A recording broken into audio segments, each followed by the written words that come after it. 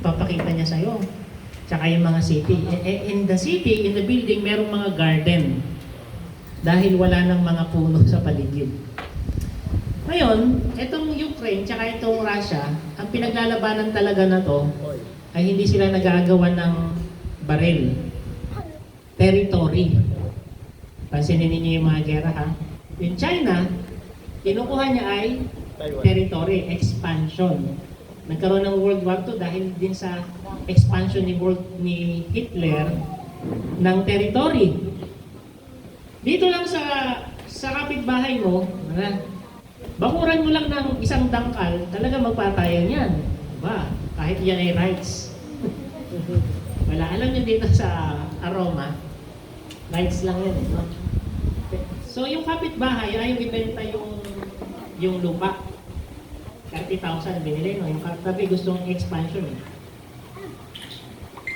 Sige, ayaw mo ibenta yung lupa.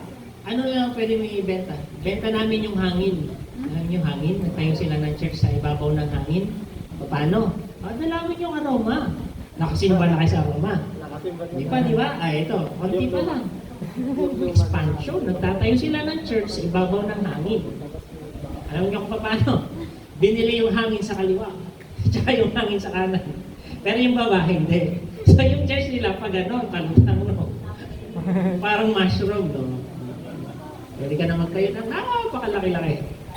Ganon ang kanilang ginagawa ngayon. Territorial dispute ay isa sa pinaka mang-aagaw ng lupa noong unang panahon. Ang bayan ng Diyos ay walang lupain. Mind you that? At ang sabi ng Diyos, sige, patayin mo lahat ng mga bata at matanda ng Egypt, ng Jordan, ng Saudi Arabia, ng Syria, lahat. Wala kang ititira.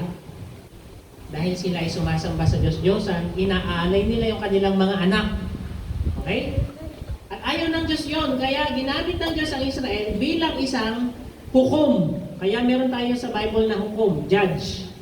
Para patayin lahat ng mga nasa ibang bansa na hindi sumasampalataya sa Diyos. Yun po ay pwede. Dahil